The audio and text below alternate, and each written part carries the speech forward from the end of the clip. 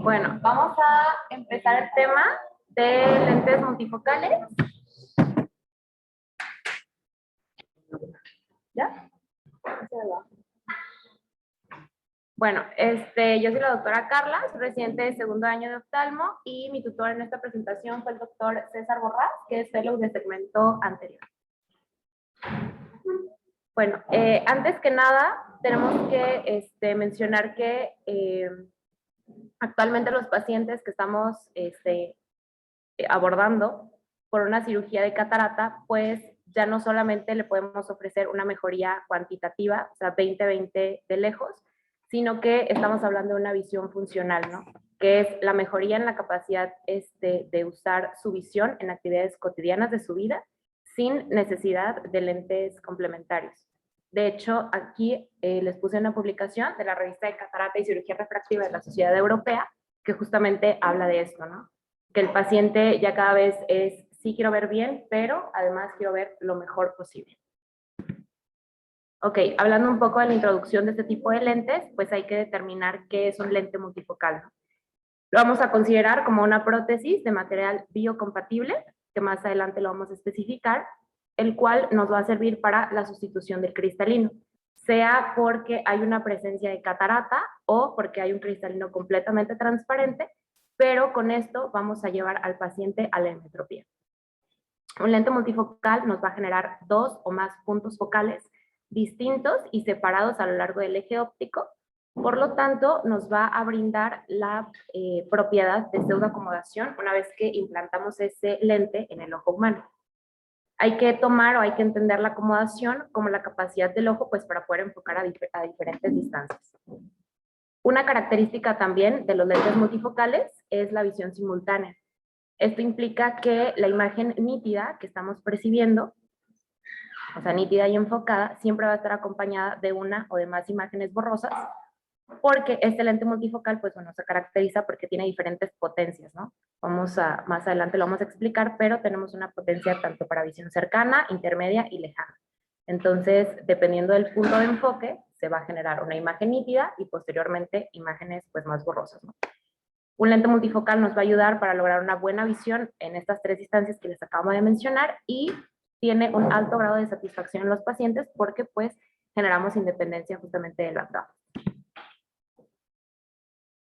En esta diapositiva les presento justamente que hay numerosos estudios que sí, efectivamente estos lentes mejoran la visión a las tres distancias. Sin embargo, también presentan cierto grado de fenómenos con la luz, ¿no? Pueden ser desde pérdida de sensibilidad al contraste, halos o glare, que justamente eso lo vamos a notar más, sobre todo en la visión nocturna. La sensibilidad al contraste la vamos a ver afectada justamente en condiciones de luz mesópicas, porque la pupila tiende a dilatarse justamente y cuando la luz entra o penetra por este lente y hace que se difracte la luz, pues evidentemente tenemos pérdida de cierto porcentaje de absorción y consecuentemente pues una disminución en la sensibilidad. Y el glare, en términos de definición, lo vamos a entender como la presencia de destellos o deslumbramientos.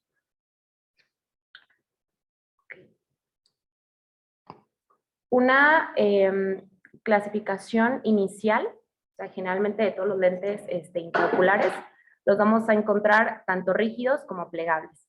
Los lentes rígidos los vamos a encontrar en material de PMMA, que es polimetilmetacrilato. Sabemos que estos lentes los vamos a utilizar en cirugías que son como complicadas, donde el soporte capsular pues, es insuficiente. Este tipo de lentes tiene mayor éxito en pacientes que son pediátricos y tienen una incidencia bastante elevada de opacidad de cápsulas posteriores. Cuando hablamos de la clasificación de lentes intraoculares, pero ya plegables, pues tenemos una amplia gama, pero sabemos que pues hay de silicón, de acrílico, y justamente los multifocales son de esto, ¿no? O sea, de acrílico lo vamos a encontrar tanto hidrofílico e hidrofóbico. El hidrofílico va a tener una proliferación elevada de células epiteliales, por lo tanto vamos a tener mayor opacidad de cápsula, y el hidrofóbico tiene menor incidencia justamente por esta clasificación. Hablando un poco de la otra clasificación, Los lentes multifocales, pues bueno, lo vamos a clasificar tanto en bifocales, trifocales o tetrafocales. Los lentes bifocales, que prácticamente ya todos los conocemos, ¿no? Tenemos un punto de enfoque tanto para lejos y uno para cerca. Sin embargo, la visión intermedia se quedaba pues bastante insuficiente, ¿no? O sea, no quedaba cubierta con la curva de desenfoque. Entonces, al inicio, cuando se implantaban este tipo de lentes, los pacientes se quejaban bastante de la situación de los halos que generaba. El lente bifocal sabemos que tiene una graduación de adición, entonces entre más adición tenía ese lente, mayor era la presencia del halo y mayor separación era la luz que estábamos enfocando y la distancia que tenía con el halo. Entonces, estas dos situaciones, tanto de no tener una visión intermedia cubierta como la presencia de halos, llevó a las casas comerciales a desarrollar como la trifocalidad, ¿no? Que son los lentes más comercializados en la actualidad. También hay tetrafocales, sin embargo, todavía no son tan comercializados. Ok. Otra parte de la clasificación de este tipo de lentes es la propiedad que tienen estos lentes, las que nos van a dar la multifocalidad. Puede ser un lente refractivo, puede ser un lente bifractivo o puede ser un lente híbrido. En esta diapositiva justamente les enmarco los lentes que, dependiendo de la casa comercial, dependiendo del tipo de lente, pues las propiedades que tienen, ¿no? Y justamente enmarco los tres más utilizados, pues al menos en la clínica, que es Panoptix, que es el Atelisa Tri, y el Fine Vision, que también es uno de los más utilizados. Entonces, esta fue una clasificación que se hizo, o una tabla que se hizo en marzo justamente del año pasado, en donde se fueron como agregando este tipo de lentes. Ahora, ya hablando como tal en tema de los lentes multifocales, ¿no? Vamos a empezar con los refractivos. Los lentes intraoculares refractivos fueron desarrollados desde 1986 por el IOLAB.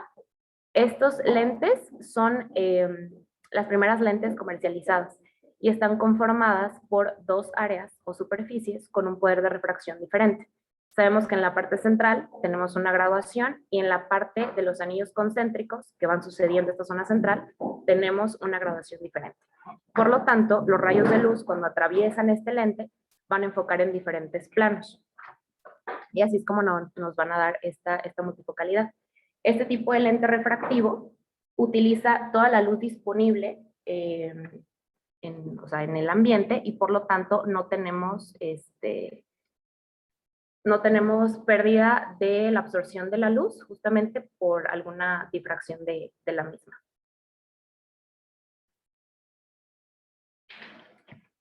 Ok. En esta diapositiva prácticamente les trato como de ejemplificar cómo funcionan los lentes multifocales refractivos.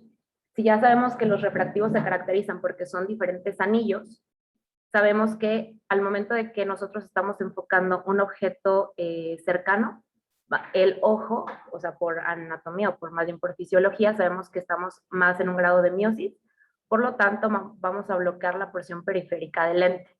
Si sabemos, como ya les expliqué, y en la primera imagen viene justamente los anillos, ¿no? Entonces, al momento de que la pupila está más miótica, bloqueamos los anillos que están en la periferia, por lo tanto bloqueamos la graduación que está en la periferia, que es la graduación lejana, y nos enfocamos en la central. Por lo tanto, ahí este lente, a pesar de que es multifocal, estaría funcionando como un lente monofocal.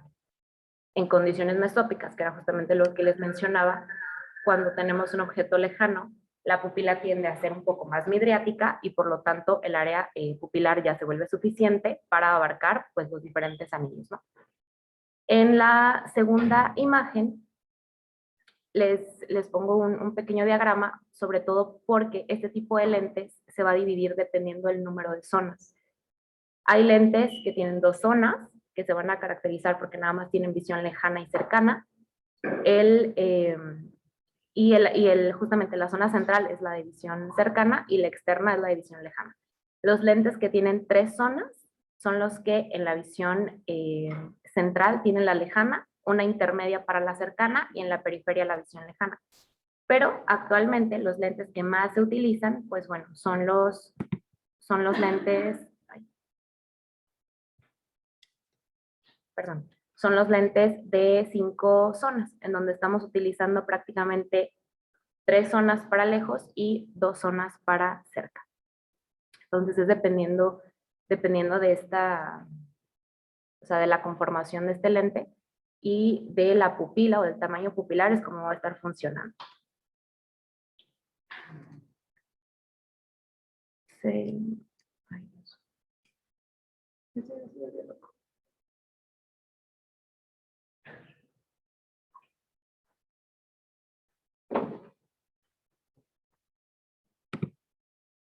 Es que ya no. Ah, ya.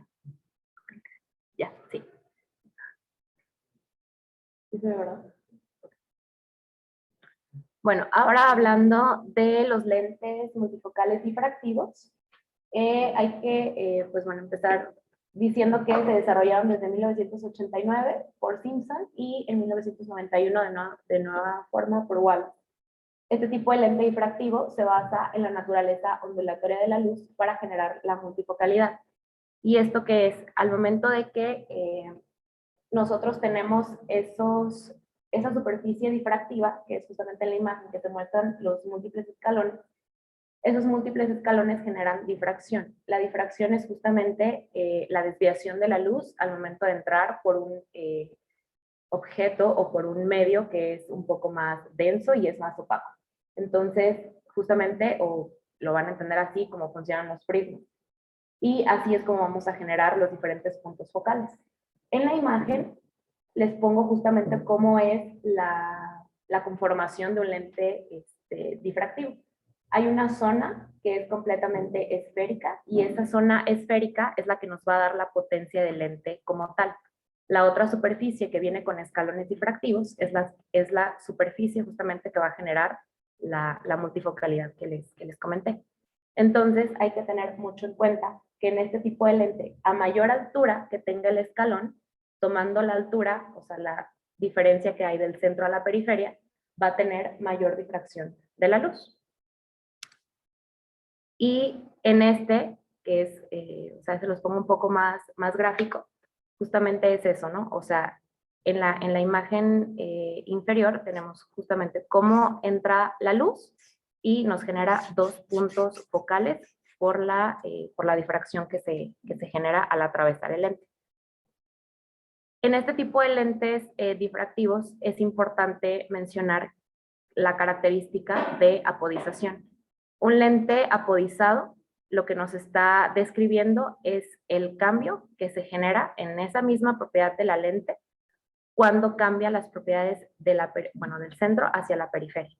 Entonces, en este tipo de lentes que son difractivos, hay que tener en cuenta que a mayor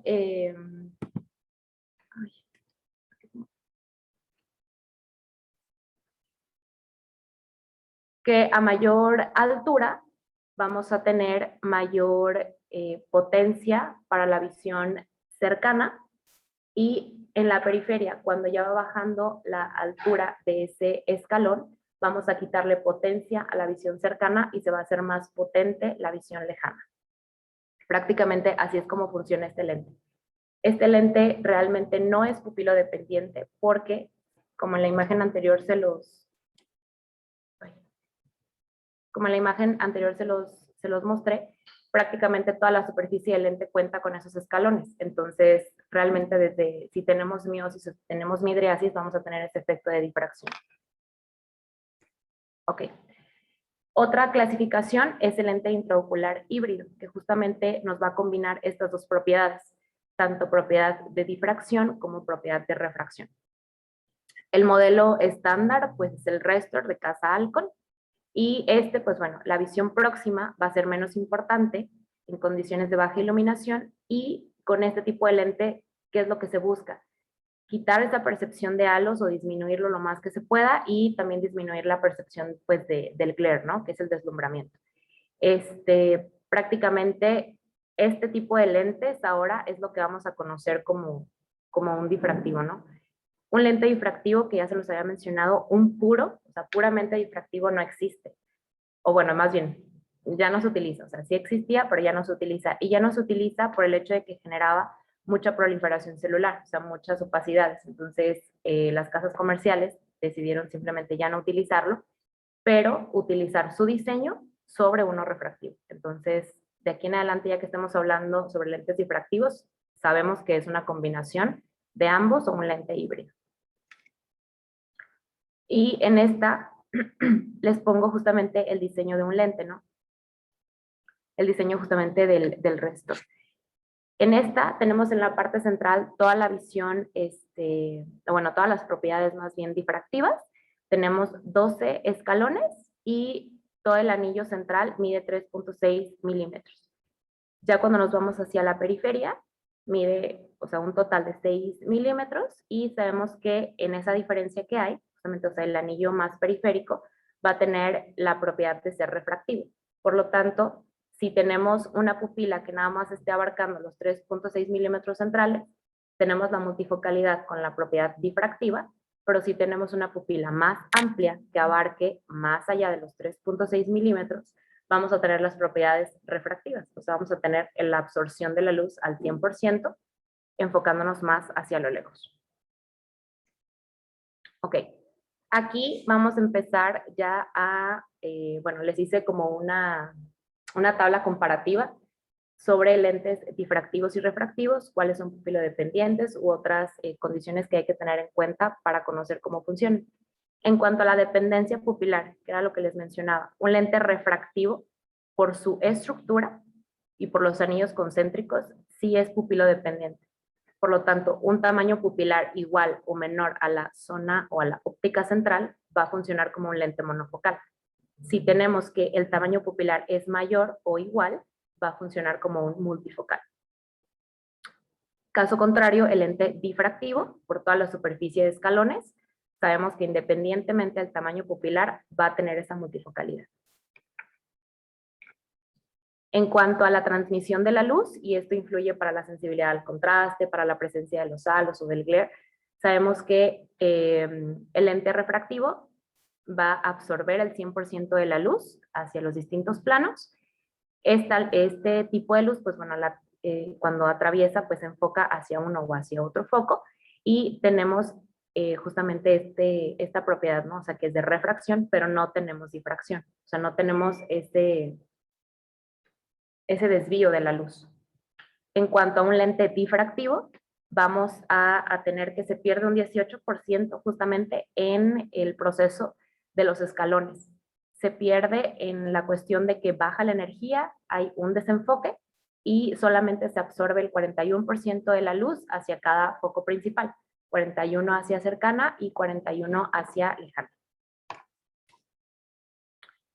En cuanto al comportamiento clínico, este tipo de pacientes, y nos vamos a topar en la consulta con esto, es que un paciente llega y dependiendo de su profesión o de las actividades a las que esté acostumbrado a realizar, pues sabemos que tienen mayor predisposición hacia visión intermedia o hacia visión lejana. Entonces un lente refractivo nos va a poder ofrecer una visión lejana muy buena, una visión intermedia bastante buena, que se va a tomar entre 1 y 2 metros, pero una muy mala, o no muy, o sea, no exageradamente mala, pero un porcentaje bastante disminuido de visión cercana. En este tipo de pacientes es importante como mencionarles que después de la cirugía pues, se pudiera utilizar un lente monofocal justamente como para compensar esa visión cercana. Cuando estamos pensando en un lente difractivo, nos van a proporcionar una excelente visión lejana, que es considerada arriba de 2 metros, una excelente visión cercana, que es en el primer metro de distancia, pero una visión intermedia insuficiente. En este tipo de pacientes, cuando llegan y que queda alguna refracción residual, en el proceso de saber que un lente refractivo, al momento de estar nosotros en la autorrefracción, tenemos que tomar en cuenta que este lente nos va a pseudomiopizar, ¿ok? De una dioptría. Entonces, al momento, si queda alguna refracción residual, tomar en cuenta que hay una dioptría extra que no tenemos que tomar en cuenta hacia la prescripción de sus lentes, pero tiene una muy buena correlación en cuanto al astigmatismo. Y en un lente difractivo es bastante buena la correlación entre la esfera y el cilindro.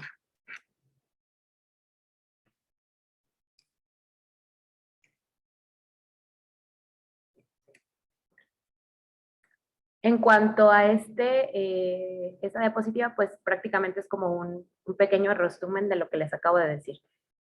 ¿Cuándo utilizar un lente difractivo?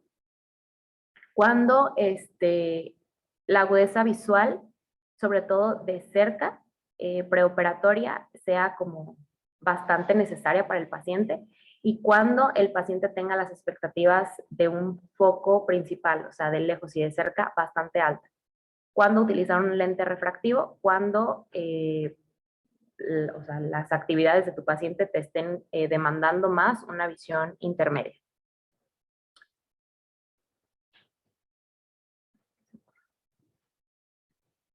Ahí está. Bueno, ¿cuándo considerar o cuáles son los mejores candidatos para un lente multifocal de tipo refractivo? Pues bueno, tenemos que considerar el estado del cristalino, justamente en la exploración oftalmológica, edad del paciente y si hay o no una metropía previa. ¿En qué sentido? Los pacientes con catarata, justamente son pacientes a los que se les pudiera prescribir un lente refractivo y los pacientes van a quedar bastante contentos en el postoperatorio porque realmente un paciente con catarata ya perdió esa sensibilidad al contraste, ya perdió esa como calidad visual, que si tú le propones un lente de este tipo, aunado a la multifocalidad, pues bueno, el paciente va a quedar bastante como satisfecho, ¿no? Pacientes entre 70 y 75 años que les digo que no tengan una necesidad bastante marcada de una visión cercana y que sean hipermétropes altos. Los hipermétropes en general son los pacientes mejores candidatos para este tipo de lentes. En cuanto a contraindicaciones de este tipo de lente, en orden de importancia se los pongo. Un conductor nocturno habitual en esta situación, pues ya sabemos que uno de los efectos secundarios de este lente es el halo o es el glare. Un conductor nocturno que necesita justamente su visión lejana y que sea lo más pues fina, por así decirlo, no sería el mejor candidato. Que tengan una expectativa de visión cercana sin corrección bastante alta, o los pacientes miopes, justamente, que tengan alteración en la función pupilar, ya sea que de manera fisiológica su pupila sea arriba de 5 milímetros, porque la presencia de estos fenómenos disfotópsicos va a ser mucho mayor, a también pacientes que tienen una dilatación pupilar de 3 milímetros o menos, ni siquiera van a notar o sea, como los beneficios de tener un lente multifocal. Entonces, en estas dos situaciones sí valorar colocar este tipo de lente. La necesidad rápida de una recuperación funcional, que haya o no patología ocular, porque sabemos que si hay problemas de retina o que si hay problemas en cuanto a glaucoma, pues bueno, estos, si bien no es una contraindicación absoluta, si son pacientes que no van a notar pues el beneficio del uso de ¿no? La presencia de un alto astigmatismo, siempre considerarlo porque después de este lente es muy frecuente que se vaya a utilizar una técnica complementaria para disminuir justamente el astigmatismo y en cirugías dificultosas. ¿En qué sentido? Si tenemos ruptura de cápsula posterior, si hay debilidad sonular, si hay algún tipo de otra condición, un lente multifocal pues ni siquiera es como la mejor opción. ¿Cuándo pensar o cuándo tomar en cuenta indicaciones para un lente difractivo? Sobre todo aquí es cuando estamos pensando o desde un inicio que les hablé de colocar un lente, o sea, si había la presencia o no de catarata. En este caso, pues un lente difractivo es cuando estamos tomando en cuenta, un ejemplo, una facorefractiva. Sabemos que un paciente joven, en edad productiva todavía, que todavía no tiene cataratas, pues está demandando más esa visión, ¿no? O sea, ser bueno en lo lejano, intermedio y en lo cercano. Siempre como tener en cuenta que nunca se le puede asegurar al paciente que después de un lente multifocal no va a utilizar gafas. ¿Por qué? Porque puede pasar todo lo que ya les comenté, desde alteraciones pupilares o que el astigmatismo no se pueda controlar. ¿Y qué pacientes no son buenos candidatos para un multifocal difractivo?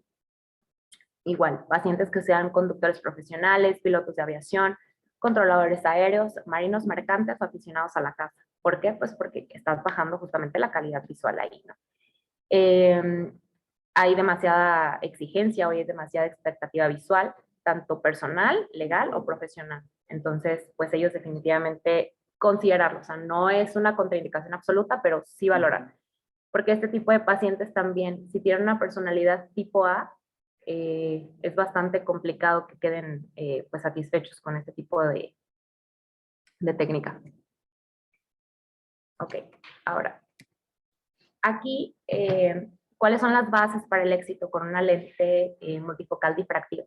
Siempre basar la decisión del implante del lente dependiendo de cada paciente. O sea, en función de una cirugía, ver cómo están todas las condiciones oftalmológicas y en cuanto a factores del paciente o factores del lente.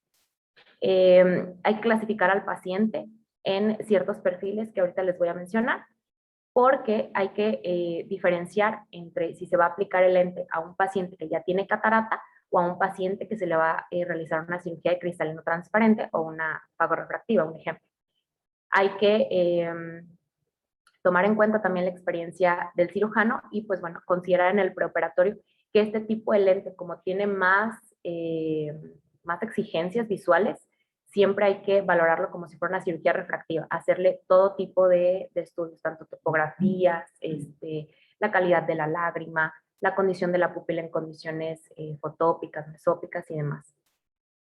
Ok, en cuanto a la clasificación, aquí vamos a empezar un ejemplo. No hay tantos estudios entre pacientes que tengan, por ejemplo, catarata bilateral de 0 a 25 años y están en estudio entre 25 y 45. ¿Qué pasa entre 45 a 65? Aquí siempre, o como les mencioné, para este tipo de lentes, siempre realizar un abordaje como si fuera una cirugía refractiva, abordar todos los aspectos posibles. ¿Por qué? Porque sabemos que en el postoperatorio se puede necesitar algún tipo de reajuste. En los pacientes que tengan de 65 a 85 años, comentarles que se puede valorar un lente monofocal si es que hubiera graduación residual, pero sobre todo de cerca, nada más. Esto es en casos en donde tuviéramos una catarata bilateral. Si tenemos un ejemplo en el grupo siguiente, que tengamos nada más un paciente que tenga catarata en un ojo. Bueno, si tenemos catarata nada más en un ojo, que sea una catarata inicial o que ya esté completamente desarrollada, pero que quiera un lente difractivo, se le puede aconsejar al paciente, sí se puede hacer el primer ojo, pero no demorar tanto en operar el segundo ojo, justamente para evitar la presencia de disfotopsias y para mejorar la calidad visual, ya obviamente con los dos ojos pseudofacos. Si el paciente tiene un cristalino completamente transparente, pero quiere utilizar un lente multifocal, bueno, se puede realizar la cirugía de manera unilateral y no hay mayor complicación con esto.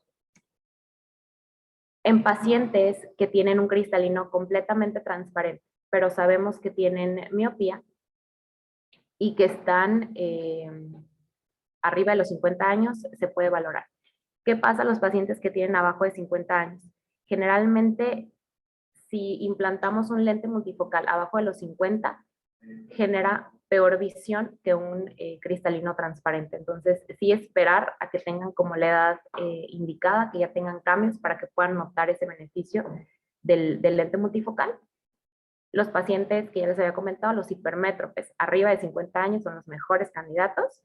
Y los pacientes que tienen presbicia, sí esperarnos un poco como a los 60 para ofrecerles el lente, que es cuando ya van a notar más la diferencia. Porque en los 55 años todavía sí hay, o sea, cierta como grado como recuperable de acomodación, ¿no? Entonces, esperarnos sí a los 60 para que noten más la diferencia. También otra cosa, en pacientes miopes, siempre valorar la parte del fondo de ojo, porque en estos pacientes, pues sabemos que por la longitud axial tenemos desprendimiento de vidrio posterior, tenemos más incidencia de lesiones para desprendimiento de retina, puede haber mayor incidencia de glaucoma o maculopatías. ¿Y qué pasa en los pacientes que ya fueron operados de cirugía refractiva? Pues bueno, aquí considerar utilizar las aberrometrías, porque el láser excimer como tal ya te va a generar alguna aberración corneal y el lente multifocal tiene cierto índice de aberraciones esféricas. Entonces, siempre considerar qué tipo de lente estás pensando en poner, el grado de aberración que tiene y sobre todo si es compatible con tu paciente que ya fue tratado con láser. Aquí se considera justamente lentes asféricos, son de preferencia para los pacientes miopes, y lentes esféricos para los pacientes que son hipermétropes.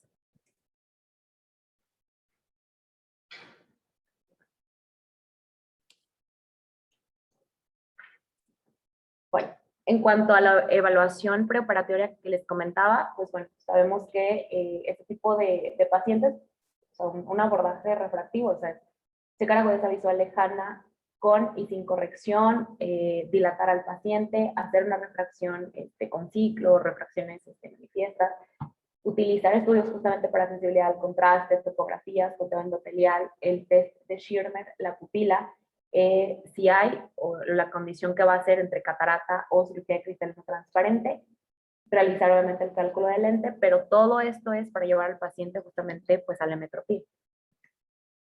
Durante la cirugía hay que controlar el astigmatismo que se está manejando.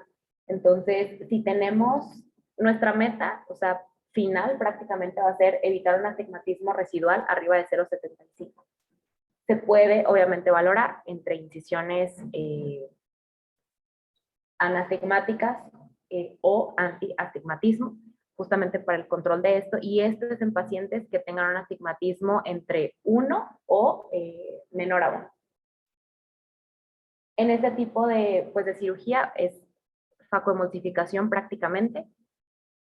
Mencionaba el libro el término de la lensectomía, pero es más bien, o sea, en condiciones de retirar el cristalino lo más cuidadoso que se pueda para no generar mayor estrés en las zonas oculares. Y en este tipo de lentes multifocales en general, utilizar un anillo cápsula, que eso va a disminuir la incidencia de pliegues en la cápsula posterior y a que no se descentre posteriormente.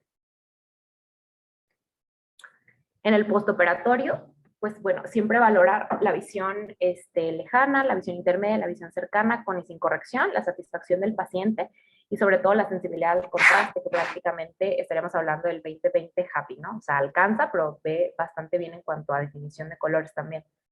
En cuanto a la pauta de cirugía o revisiones a un paciente de esta gama, pues sabemos que el primer día, pues bueno, tenemos la cirugía, o sea, facoemulsificación o una lensectomía, o sea, el primer ojo. A la semana podemos estar considerando la cirugía del segundo ojo.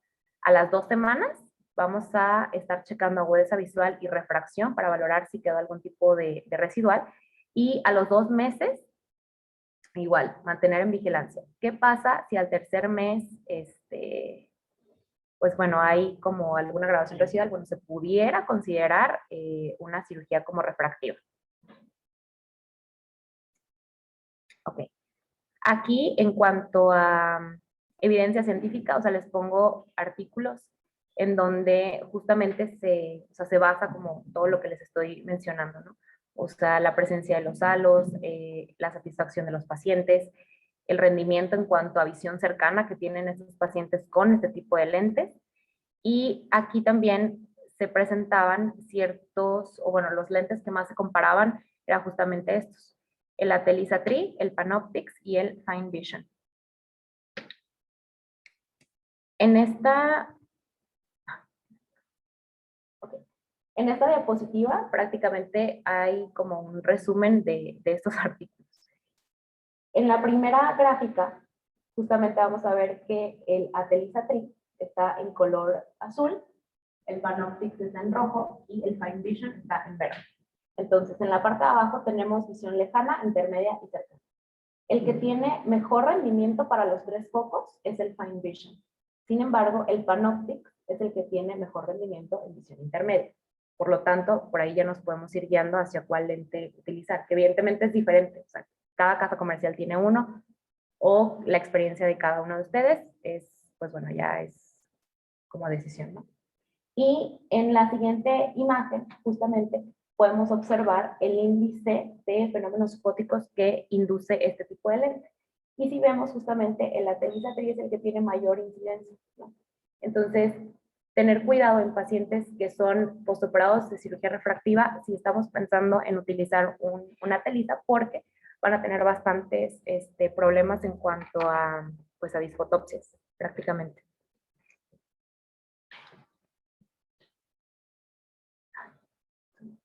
Bueno. Otra clasificación de los lentes multifocales, evidentemente con los avances pues de las casas comerciales, tenemos a los lentes EDO, que son los de foco extendido. Estos lentes se hicieron justamente para complementar las tres visiones, o sea, visión lejana, visión intermedia y visión cercana. Este tipo de lente es el que tiene mejor calidad en cuanto a visión intermedia en comparación de los anteriores que les acabo de mencionar. Tiene mejor sensibilidad al contraste y la verdad es que tiene también cierto grado de fenómenos disfotóxicos. De los EDOF actuales o de los que más han hecho estudios son justamente de estos dos, del Technics Synergy y del Alcon Vivity. Aquí les pongo unas pequeñas como características de estos lentes. Este tipo de lente, el Technics Synergy, nos va a proporcionar una visión continua, va a ser pupilo independiente, tiene una corrección de aberración cromática, tiene, bueno, es esférica en menos 0.27 y tiene un filtro de luz violeta. Este justamente es de casa Johnson & Johnson. Y pues se considera, o sea, un lente trifocal, pero con características de foco extendido como en su diseño, ¿no? Este nos va a proporcionar una visión continua desde los 33 centímetros y los anteriores, justamente la visión cercana es a partir de 40. Entonces, este es un poco más cercano en cuanto a visión, pues. Permite agradecer de nuevo la bondad de tomate, chile y agua fresca. En esta les pongo justamente la comparación que tiene el Technics Synergy con la telita, el Panoptix y el Fine Vision. Y justamente nos vamos a centrar en la gráfica roja. La gráfica roja, vamos a ver cómo está la curva de foco y justamente nos va a tener una visión cercana mayor a los 33 centímetros y justamente en la visión intermedia muestra una bicicleta más alta a comparación. Entonces, la visión intermedia es que fuerte también. Le darán el cuerpo acá, pues bueno, su micrófono. en este estudio igual, o sea, mencionaba prácticamente las funciones de este lente. De hecho, este estudio fue a principios del año pasado.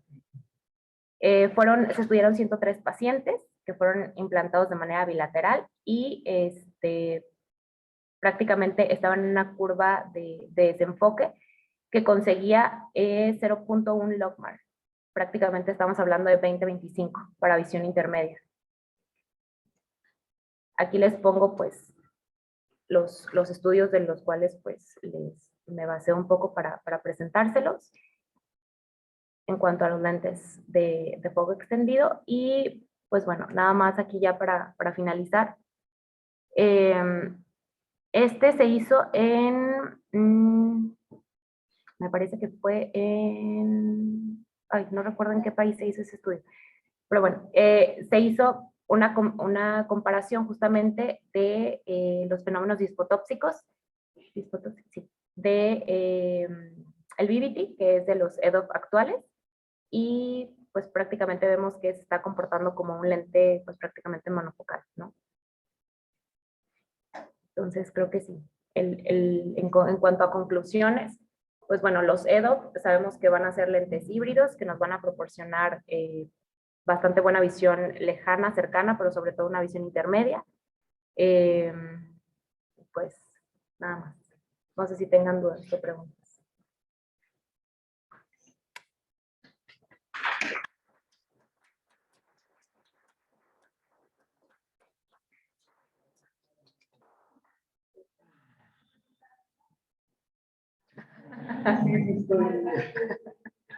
No, pues muy buena presentación, abarcó todo lo necesario acerca de los lentes multifocales, vimos las diferencias entre los refractivos, los difractivos, los últimos, los más nuevos que acaba de mencionar. Se sabe que estos lentes tienen muy buenas ventajas, ¿no?, para los pacientes, ya que nos van a mejorar la visión cercana, van a dejar de usar lentes, o las personas que no quieren usar lentes pues van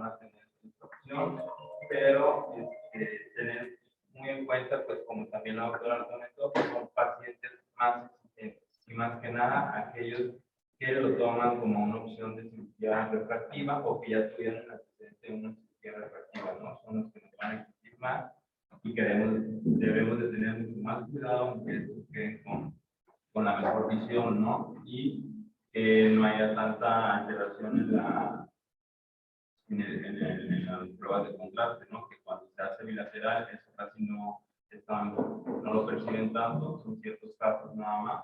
Y en cuanto a los fenómenos también del GRE, y tomar en cuenta los preoperatorios, todos los estudios que también lo mencionó, agregando ahí también un estudio de agarrometría, que como ya habíamos platicado en unas clases anteriores, pues es algo que pudiéramos hacer también si lo tenemos a la mano. Y si no, pues con una topografía también para valorarlo en la topografía. Pues muy buena presentación. Alguien quiere agregar.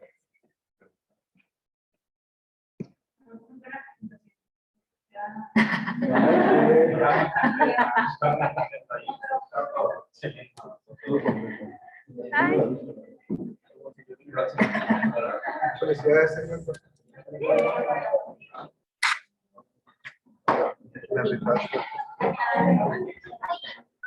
Muy bien, Carlita. Entonces, yo no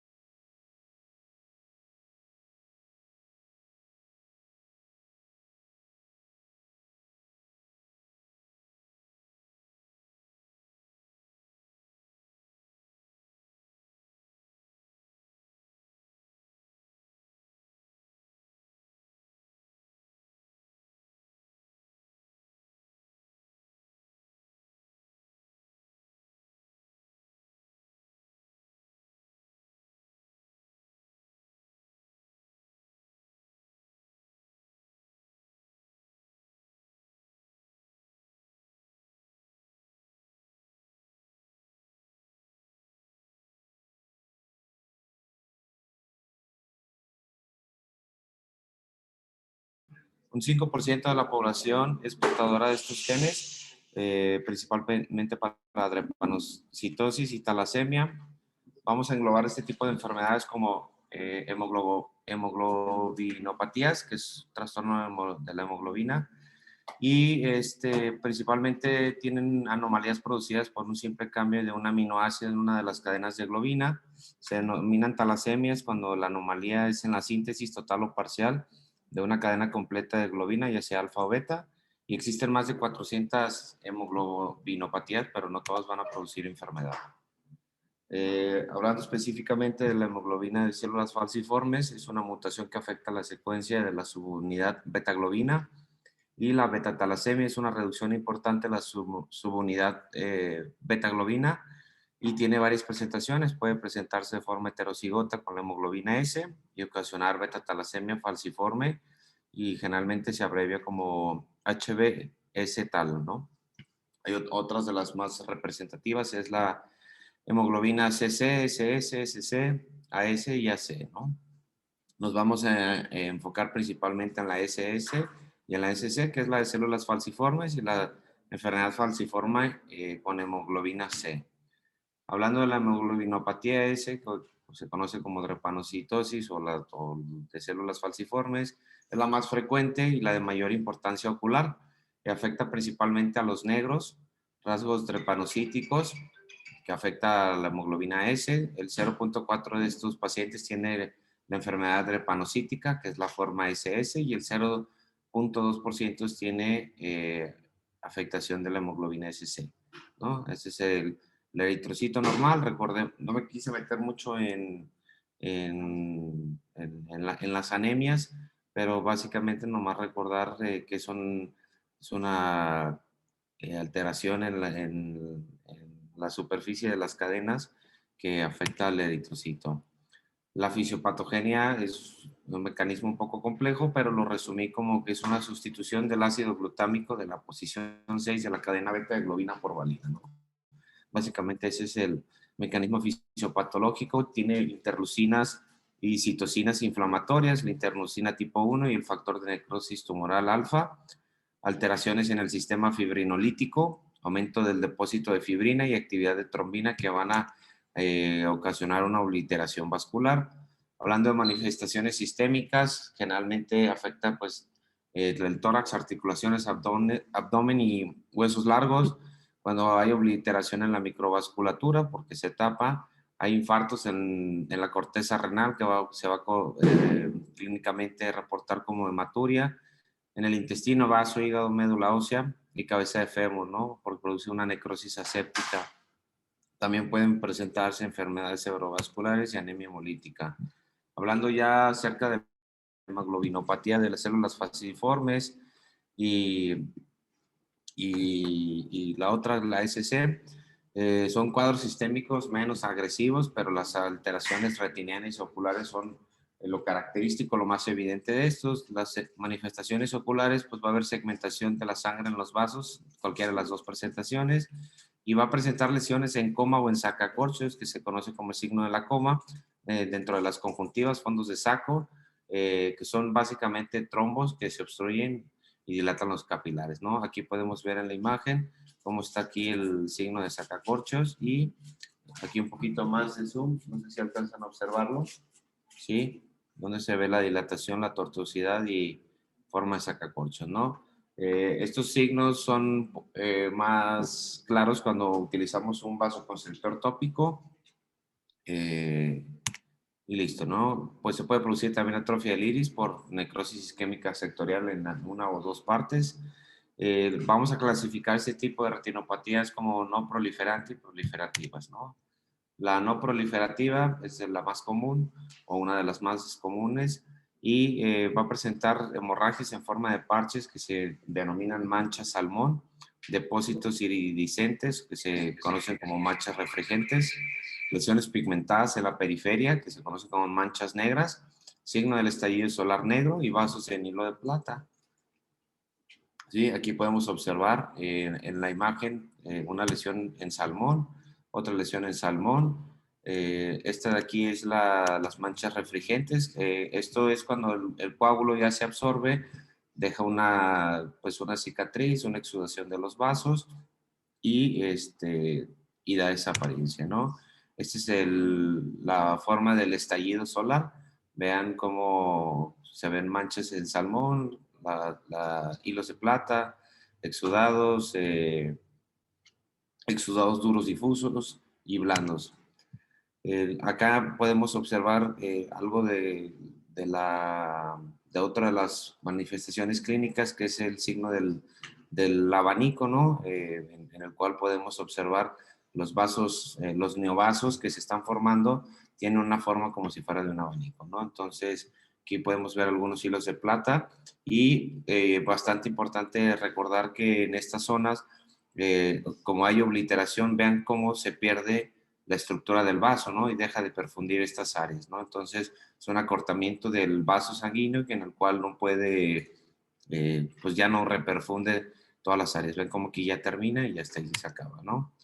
Hablando ya acerca de la proliferativa, la oclusión arteriolar retiniana pues va a condicionar a la isquemia, el cual pues va por la misma fisiopatología, produce neovasos y proliferaciones. Vamos a dividirla en 5 estadías y en el estadio 1 pues solamente pues es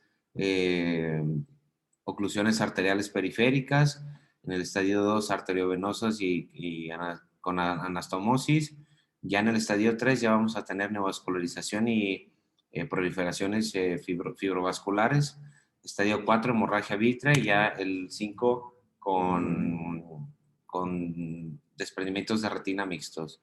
Aquí en esta imagen les puse cómo se ve en el estadio 1, que hay un acortamiento de los vasos sanguíneos que dejan de reperfuir. En el estadio 2 empiezan las anastomosis en los dos vasos, en los vasos sanguíneos. En el estadio 3 veamos cómo ya tenemos neovascularización, en el 4 una hemorragia vítrea y en el 5 pues una combinación de todos aunado a desprendimientos de retina regmatógenos y traccionales.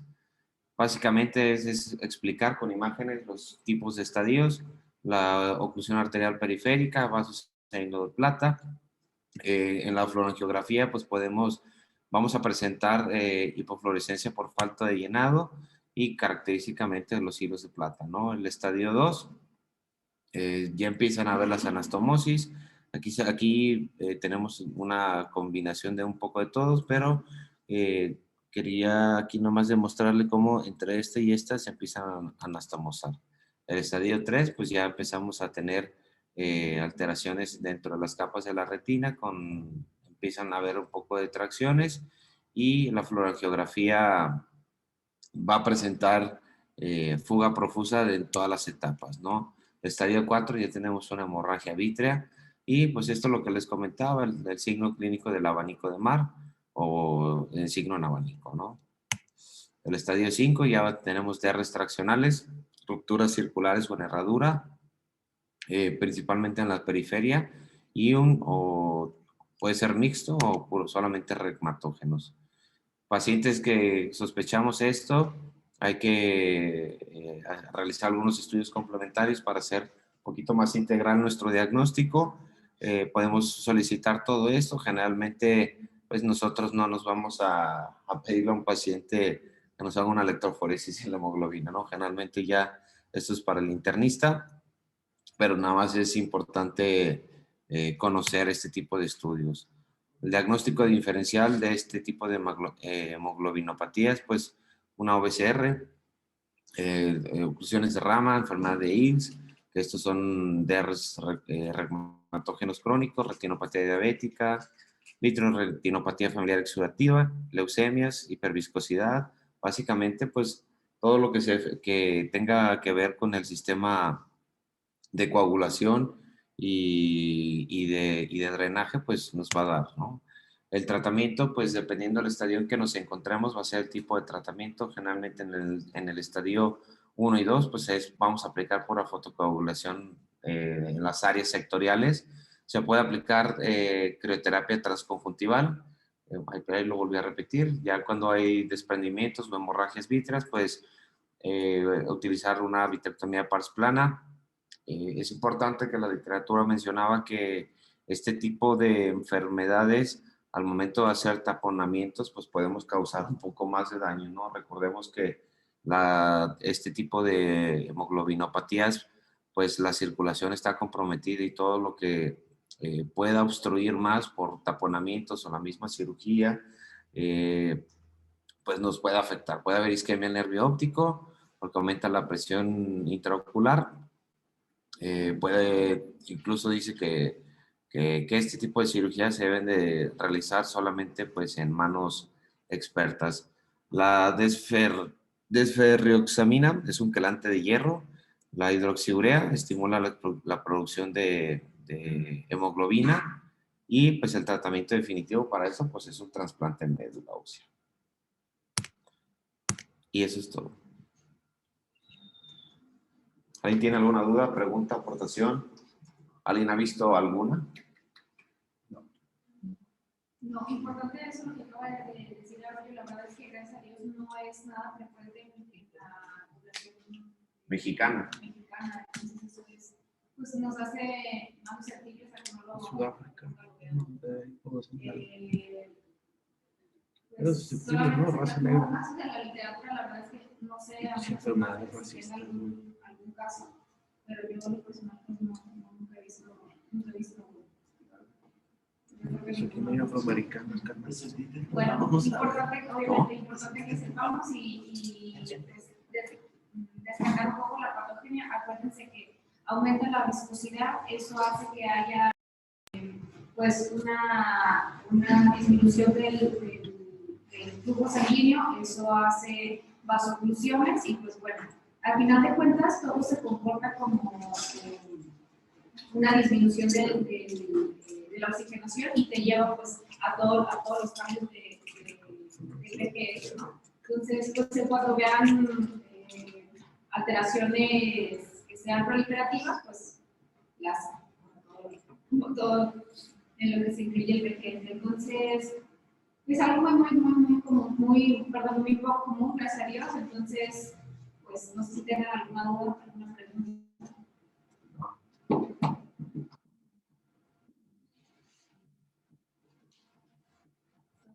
Sigamos con nuestro curso.